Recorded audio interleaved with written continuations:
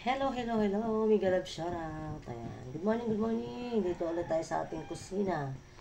Magluluto tayo ng no meat ulam. Charot. Ayan. Wala muna tayong karne kasi gulay ang ating lulutuin. Broccoli, patatas, and carrots. Alright, pagka gulay, walang makarne kasi lagi nagkakarne. So, pag vegetables lang. Tara! Alright, ito yung ating mga sahog. Magigisa tayo ngayon ng ating broccoli. Ayan, nahiwa na yan sila. Patatas and ating carrots. Tara! And of course, hindi mawawala yung ating oyster sauce. Ayan. Simple, pero masustansya. Okay. Pasensya na guys, ang ingay ng aso sa aming kapit. Yan, pagpasensyahan nyo na, maingay yung aso ng kalikod namin. Alright. Igisa na natin yan. No meat yan guys, no meat.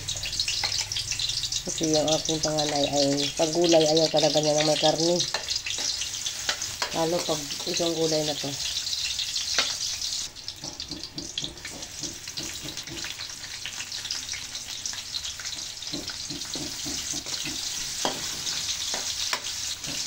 Ayan, nailagay na natin ang ating sibuyas. Ganda ng aking background, may nagpupukpok at may mga aso. And kamatis.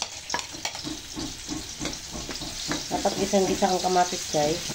Ang ating bell pepper, mamaya na yan sa pinakahuli para hindi siya madurog, hindi siya ma-overcook. Okay, ilagay na natin ang ating patatas. Marami yan guys, kasi kahit may matira yan,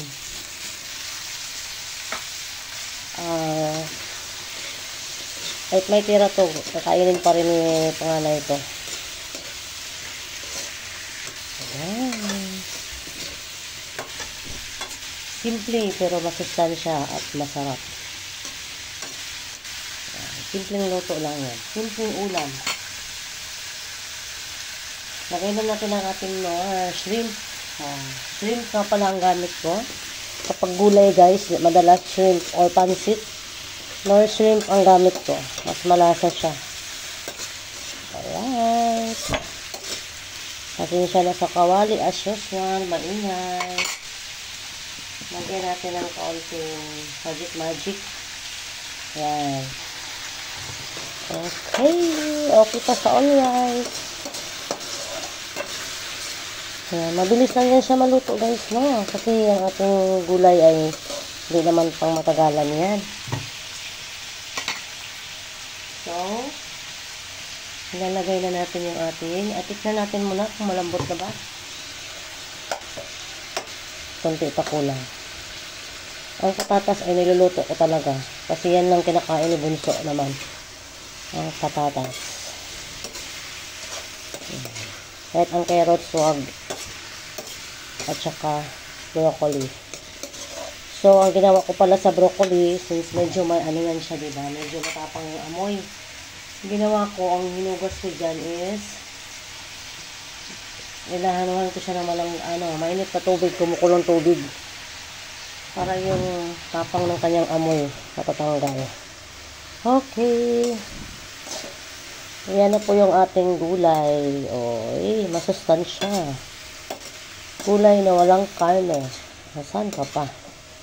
Dito ka na. Sa gulay na walang karne.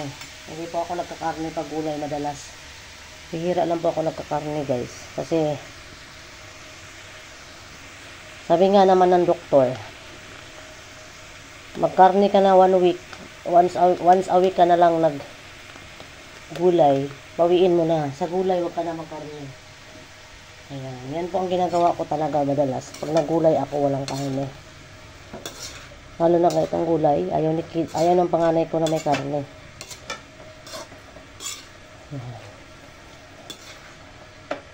Ayan. Baka magtaka kayo sa aking channel name, Faith and Kate.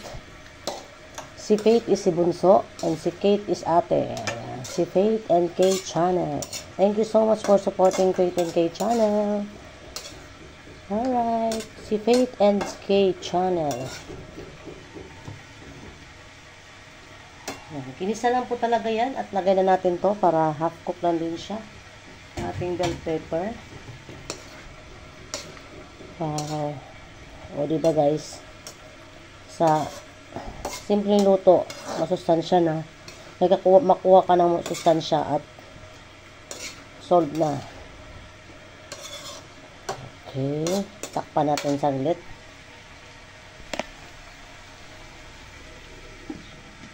Natin yan ha, para maluluto talaga siya.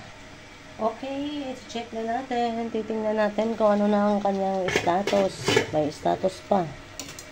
Ayan, nagtutubig siya dahil siguro sa ating broccoli or else wala pong tubig yan guys. Hindi ko yan siya nilagyan. Ano lang yan, oyster sauce, nor shrimp, and magic konti.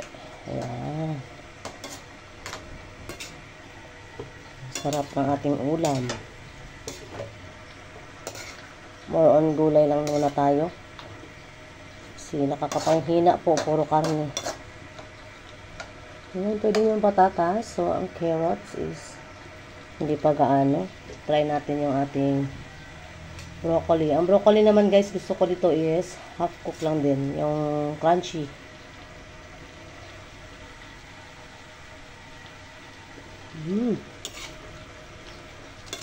Ang sarap guys. Paras kami ng panlasa ng ate ko. Ano yung panlasa niya? Yun din ang gusto kong ulam. Yun din ang gusto kong gulay. Okay. So, pwede na yan. Hindi natin patuyuin. Kasi, para may sauce naman ng konti yung sa batang maliit. Ayan. Dito lang po natin, hanggang dito lang po ang ating video guys. Maraming salamat. Sa always sa support nyo sa channel ko. Faith and K channel. And dating Marchie Vlog. Okay. Thank you and God bless. Kainan na. Diba may sauce pa siya guys. Masarap din naman yung sauce niyan. Kasi masustansya yan. Katas ng gulay. Gulay is pampahaba ng buhay. Okay. Okay, kain na.